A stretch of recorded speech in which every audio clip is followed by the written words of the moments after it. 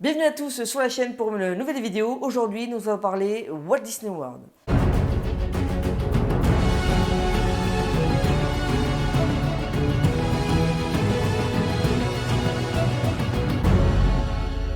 Alors oui, je sais, nous sommes en période de Covid-19. Partir en voyage, c'est très compliqué, notamment aux États-Unis. C'est carrément impossible en ce moment. Mais une fois que ce sera derrière nous, peut-être que vous aurez envie de partir en Floride. Alors dans cette vidéo, on va voir déjà la taille du resort. On va voir aussi combien de temps partir, ce qu'il faut savoir pour partir à Walt Disney World. C'est parti. Alors, première partie de la vidéo, donc on va voir déjà la taille de Disney World. Alors déjà, ce qu'il faut savoir, c'est qu'il y a 6 parcs, contrairement à Disneyland Paris où il n'y en a que 2, et en plus, ils ne sont pas côte à côte. On ne peut pas se dire, le matin, je vais faire un parc, l'après-midi, je vais faire un autre parc. C'est très compliqué, ils sont situés à peu près à 20 minutes, voilà, bien 20 minutes minimum en bus des uns des autres. C'est voire même voire plus, suivant si vous partez d'une extrémité à l'autre, enfin, c'est énorme.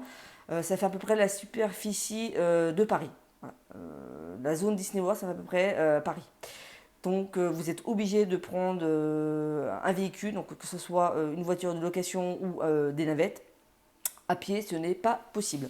Alors, donc, Disney World est composé de 6 parcs. Donc, le premier parc, c'est le Magic Kingdom.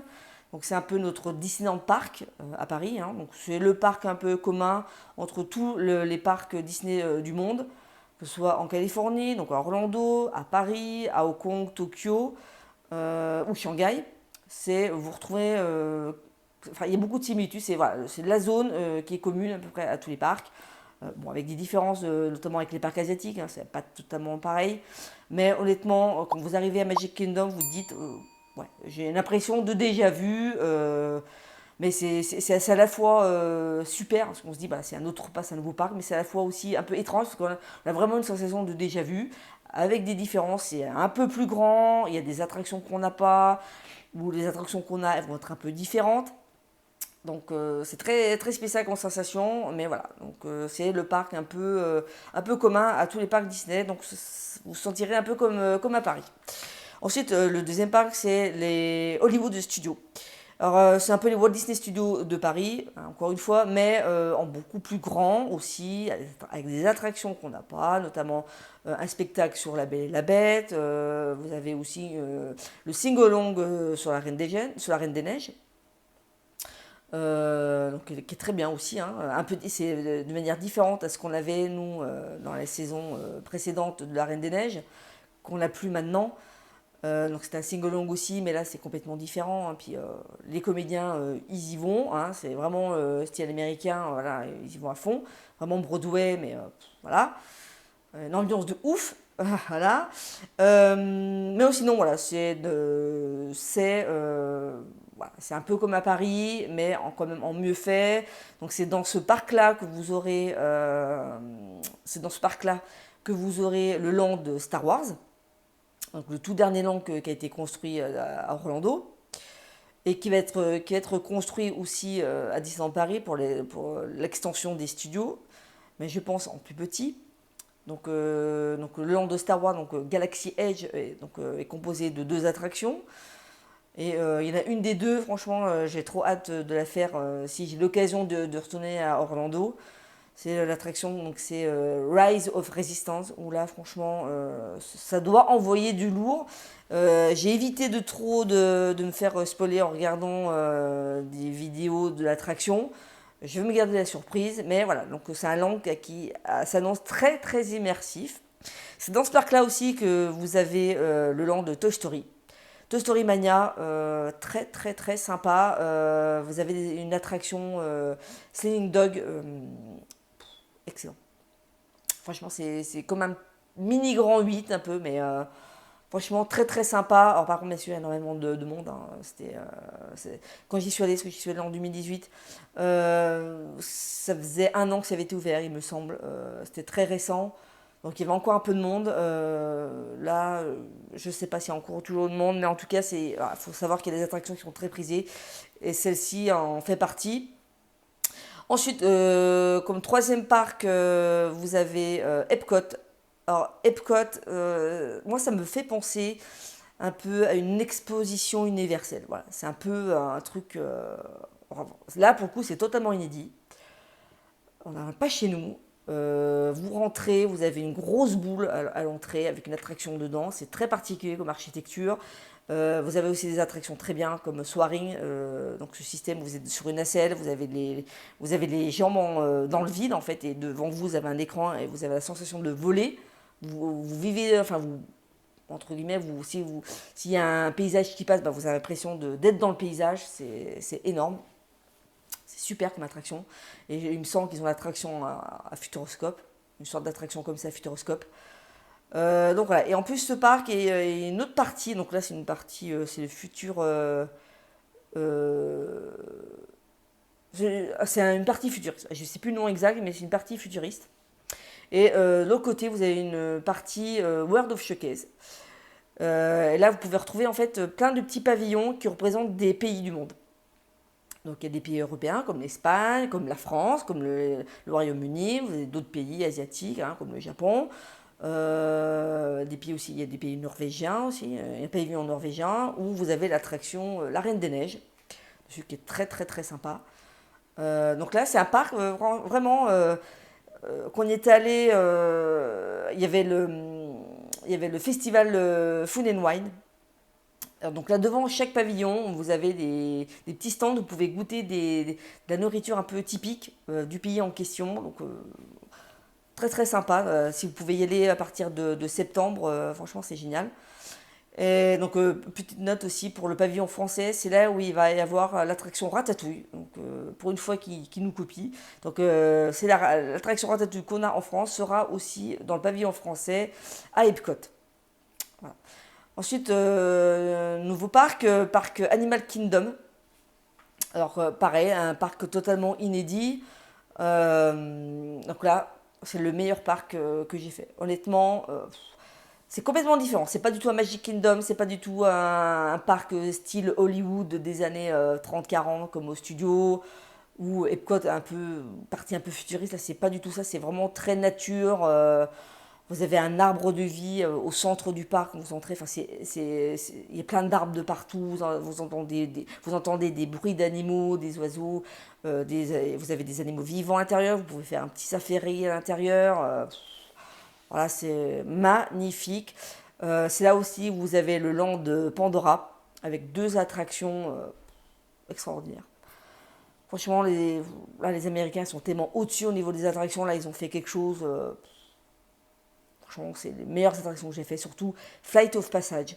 Vous êtes sur une sorte de moto là, avec un casque et vous avez l'écran, vous avez l'impression de voler en fait.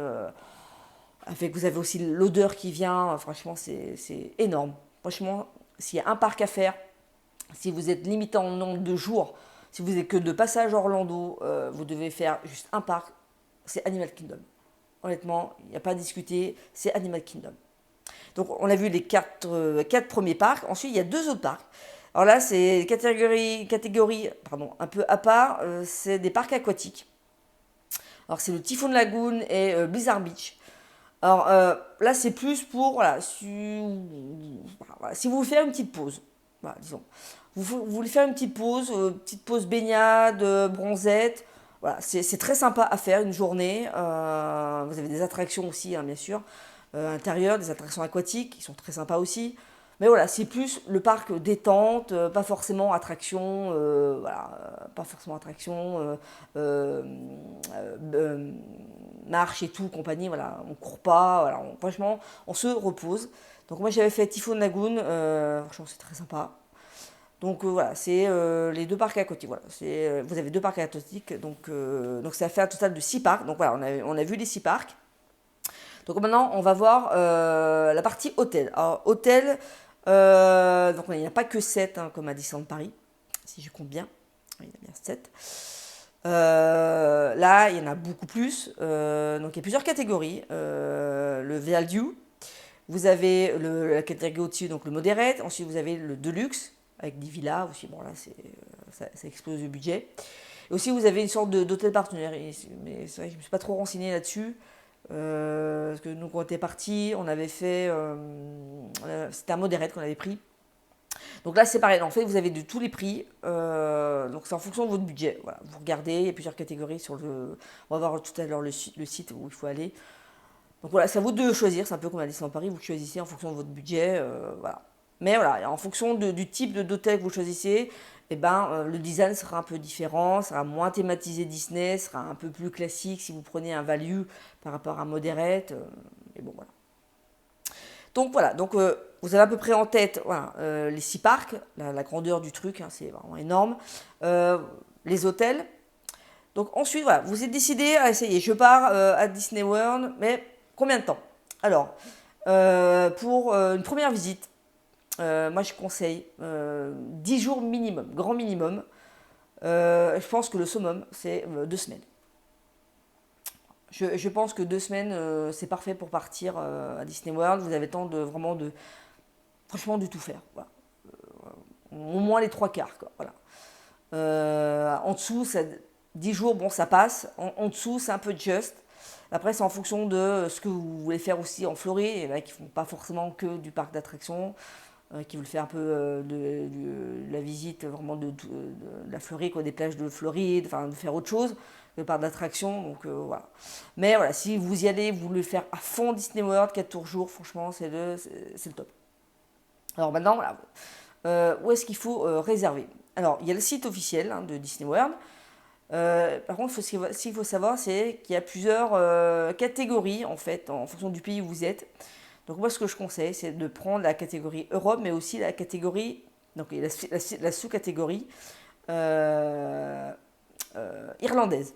Donc vous avez la partie Europe et en dessous, vous pouvez sélectionner partie irlandaise.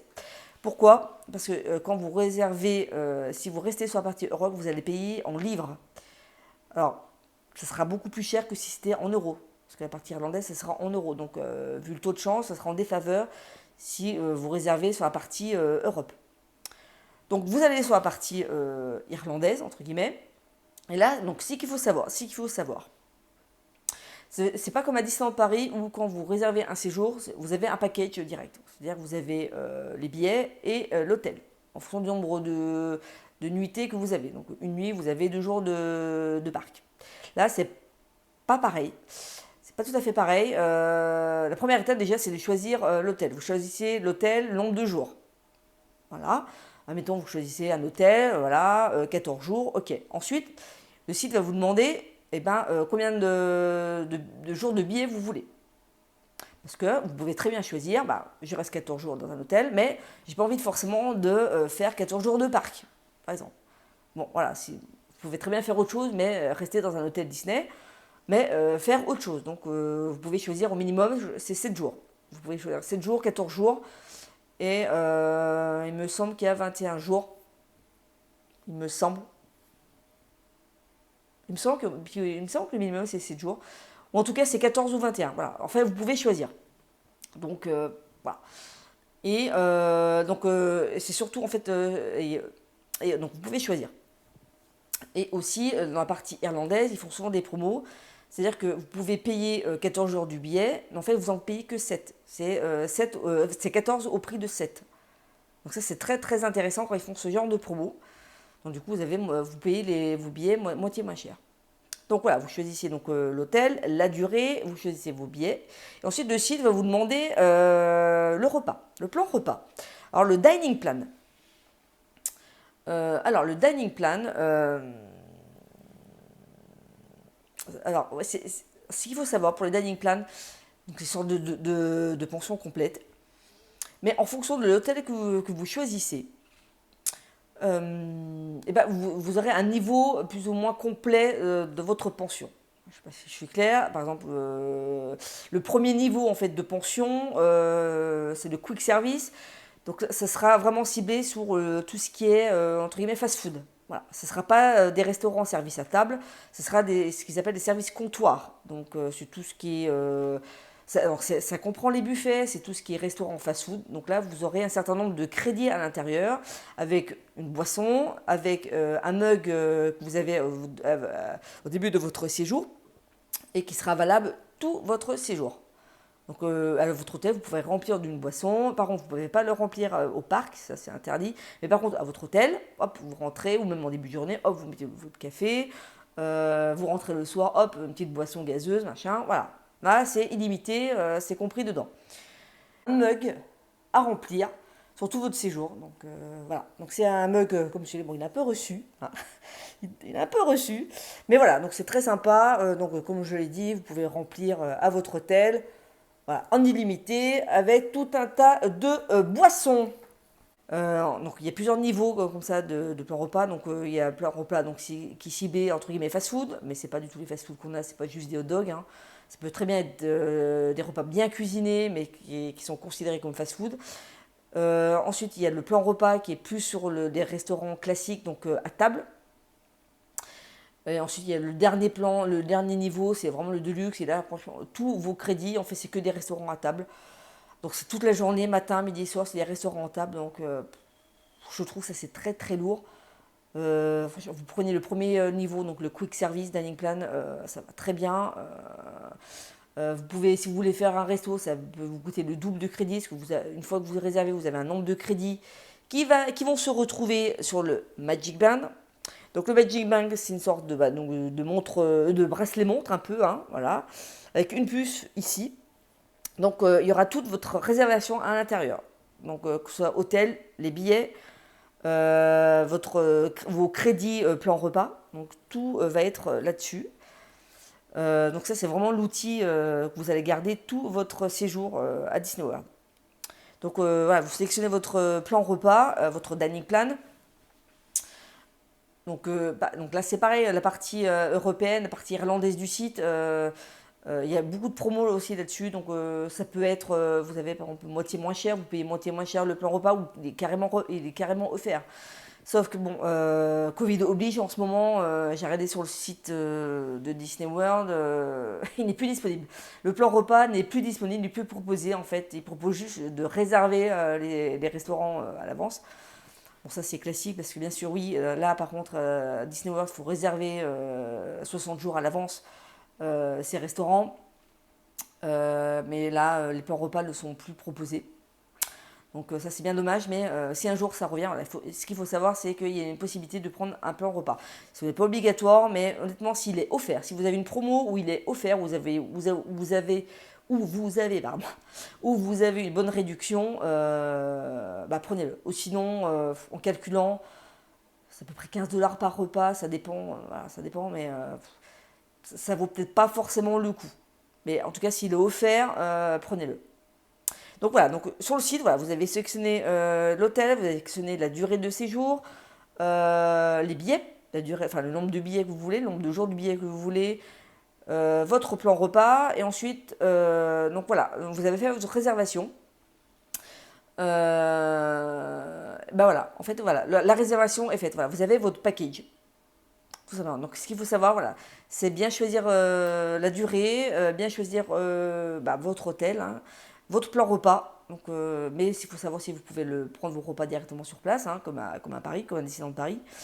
Mais voilà, vous pouvez l'avoir directement dans votre package et tout sera inclus dans le Magic Band. Donc voilà, donc ce sera à vous de voir.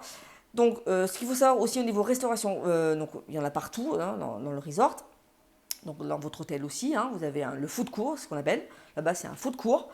Donc c'est énorme. Hein, vous avez un grand resto, vous avez vous pouvez vous servez, c'est une sorte de buffet, hein, vous servez. Limite à toute heure en fait, hein, franchement. Et il y a aussi un lieu comme le Disney Village de Disneyland Paris, c'est le Disney Springs, mais bien sûr en plus grand. Donc là c'est pareil, Disney Springs, donc vous avez des boutiques, vous avez des restaurants, mais bien sûr en plus grand, en plus beau, voilà, c'est énorme, voilà, c'est américain, hein, voilà. Donc vous pouvez très bien vous restaurer, passer une soirée là-bas, une fin d'après-midi là-bas, surtout quand vous restez 14 jours, je pense que c'est pas mal de faire une petite pause et de se poser à Disney Springs, ça fait une petite soirée sympa, après une bonne journée de parc, ça fait toujours plaisir. Et ce qu'il faut savoir, c'est si vous logez dans le Port Orleans French Quarter ou le Riverside, donc c'est deux hôtels côte à côte, et ben vous pouvez aller à Disney Springs en bateau. Donc voilà. Donc voilà, il me semble que j'ai tout dit sur Disney World, l'hôtel, les billets c'est fait, la restauration c'est fait. Donc les attractions, alors les attractions, bah là, vous avez des attractions qu'on a en France, des attractions qui sont complètement inédites, hein, comme les attractions sur Pandora, sur Avatar, sur Star Wars, voilà, et même le Big Thunder Mountain, donc on appelle hein, familièrement le train de la mine à Disneyland Paris, bah, il est un peu différent. Moi perso, j'ai un peu été déçu par Big Thunder Mountain à Orlando. J'ai trouvé un peu plat, même Pierre des Caraïbes est différent. Les scènes sont, c'est pas dans le même ordre. Donc voilà. Donc après c'est en fonction de vous, hein, de ce que vous allez voir. Donc par contre, ce qu'il faut savoir, c'est que il y a les fast-pass. Alors, ce qu'il faut savoir, après, donc voilà, vous avez choisi votre hôtel, vous avez fait vos packages, mais c'est pas terminé. Parce qu'à Orlando, il faut quand même bien s'organiser, surtout au niveau donc, des restaurants, des attractions. Alors les restaurants, il faut les réserver 180 jours avant, il me semble. 180 jours. Attendez que je vérifie, que je vérifie, que je vérifie, que je vérifie, que je vérifie. Euh, hum, hum.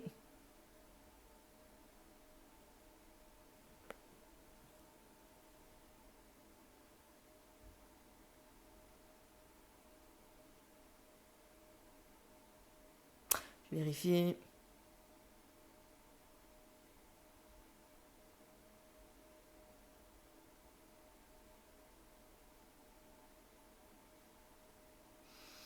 Mince, mince, mince, je savais, je le savais avant.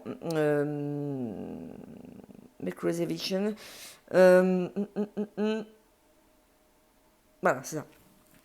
Donc oui, faut être bien organisé pour tout ce qui est attraction, réservation d'attractions. Parce que oui, il faut réserver les attractions. Donc qui sont, ouais, il faut bien réserver les attractions. Donc oui, il faut être bien organisé, notamment pour tout ce qui est donc restaurants qui sont réservables 60 jours avant. Donc bon, il n'y a plus de dining plan, mais si vous prévoyez un restaurant à table, hein, parce que les restaurants quick service, il n'y a pas besoin, mais à table, c'est 60 jours avant parce que vous réservez un séjour, voilà, avec hôtel. Donc c'est 60 jours avant et puis les attractions très populaires. Il faut réserver votre tour, en fait, votre fast-pass. C'est les fast-pass plus là-bas. Donc il faut réserver votre fast-pass plus. Difficile à dire. Il faut réserver votre fast-pass plus 180 jours avant.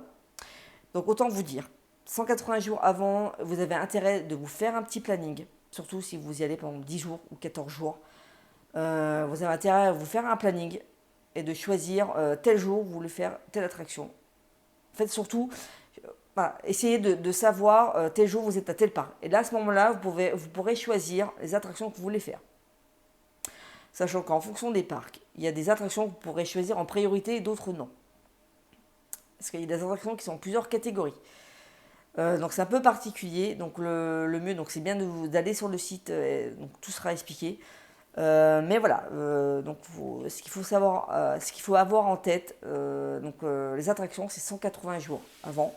Et là, c'est fortement reconseillé de bien réserver. Parce que sinon, vous avez de fortes chances de poireauter, de ne pas avoir de fast-pass.